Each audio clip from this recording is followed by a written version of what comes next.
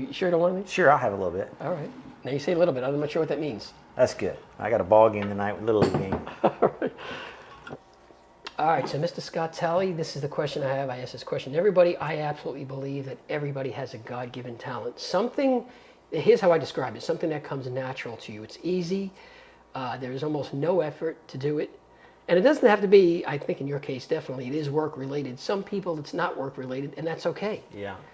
So what do you think your God-given? Wow, it took me a long time. You got to understand, I grew up with a father who said things like, "Hey, boy, you got a face made for radio."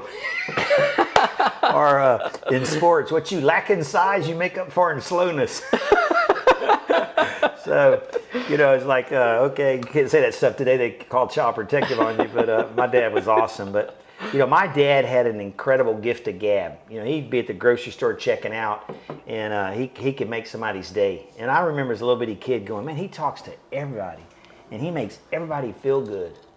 And what a kid watches, and I'm very cognizant of that now. So I wasn't very good at relationships for a long time. I mean, I was a rotten guy, not because I wanted to be, especially in relationships with women that I was dating, not because I wanted to be, but I have a weird story. My brother died when I was 17.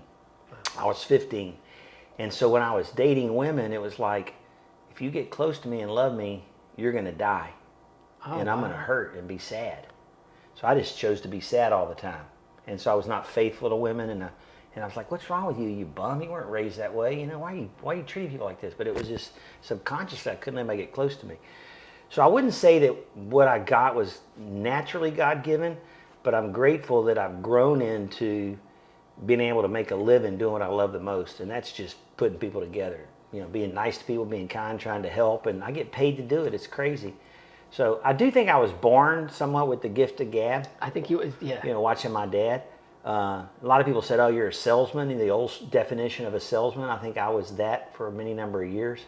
But I think as sales has changed, I think it really is more about being authentic and showing up and being vulnerable.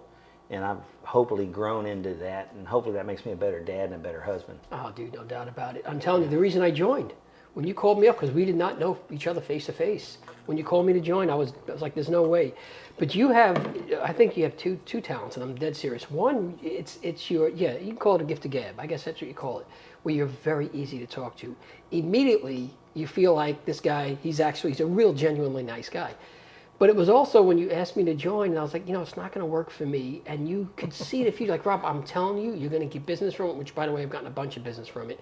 But you knew. You have this vision of, and I don't know where you get that, because a lot of people do not have it. Sometimes I have this vision, but it's either cloudy, because when I get there, it's not there. But you have this vision of hope or whatever, and you when you explain it to somebody else, they're like, you know what, it is possible. And so you have a way of seeing that. Where a lot of people don't. Well, a lot of people see exactly what's negative today. Yeah, I appreciate that. It's all evolved over time. My daddy used to say another thing. He'd say, "Boy, if you can't talk it into place, it's not going to get there." Meaning I wasn't very handy. I wasn't mechanical. At one point, I owned a home building business with a buddy of mine, and my dad thought that was the funniest thing in the world. He goes, "A home building business, you can't hang a picture on the wall without screwing it up." And he was right. But I was good with the banking and good with the real estate. I had the vision to see that we could build homes in an area that was going to be developed later. So, yeah, see? It's all evolution. You just resign yourself to the fact you're never going to quit growing. Right now I'm trying to get used to getting older, which I'm not handling very well. That's why I'm not drinking cold beer with you today, because it just bloats me up, makes me feel full. That's all right. This is good. This is very good. Yeah. All right, let's close out with this. I didn't ask the other people this. I wish I would have. So there's someone watching this video right now that they're in the middle of something bad. They're going through some really hard shit. What advice would you give somebody who has a love for what they're trying to do, a goal, and man, they just seem like they're against the wall? Yeah, find a mentor. I mean, that was the biggest mistake I made when I look back on my life. I mean, I remember saying, well, that person hadn't done it. Why would I hire them? Look, life has a lot of teachers, right? And it doesn't matter if you're with one for 6 or 9 months and you change. But I would recommend people hire a coach, or talk to a mentor. Find somebody that's at least had some experience, that can talk you off the cliff, that can provide a light and some hope. And you just need people in your life. And I know that when I went through my darkest times, I owed $2.2 million at one point. that's a lot of debt to lay in bed at night. Yeah. And Dude. thank God most of them weren't unfriendly characters like where you're from in upstate New York. But owing the IRS $250,000, it's not fun. Your phone rings a lot, and one of the biggest mistakes I made during that time was focusing on that so much as opposed to focusing on the next chapter that would give me the funds to get out of that. But I didn't have anybody to talk to, and it's my fault. I wasn't willing to share that. I was embarrassed. Yeah. So get help. I mean, it doesn't have to be professional help. It doesn't have to be paid help. Find somebody in business. People in business love talking about business. Yeah. So they'll mentor anyone. So reach out to people. Don't be afraid to ask. Be humble, but don't be prideful.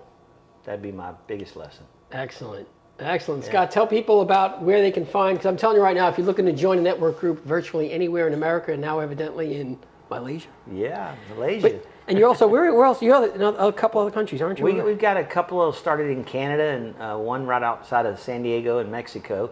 But we just signed an agreement today to investigate finding some people in these other countries. And so the guy I was talking to today is on his way to Saudi Arabia to a franchise show to talk about Network in Action. It started crazy. Oh my God. All right, so how do people find out about you? Yeah, so Network in Action, my email is scott@networkinaction.com, and my phone number is 713-417-6152. If you need anything, if you just need a recommendation, it's all free. We love to help. If you're looking for a group to network with, you want to grow your business, we've got a lot of tools that can help you do that. We'd love to talk to you and just help you if we can. Dude, Rob, you so are much. awesome, buddy. I love what you're doing. I love you. Thank you, man, for having me.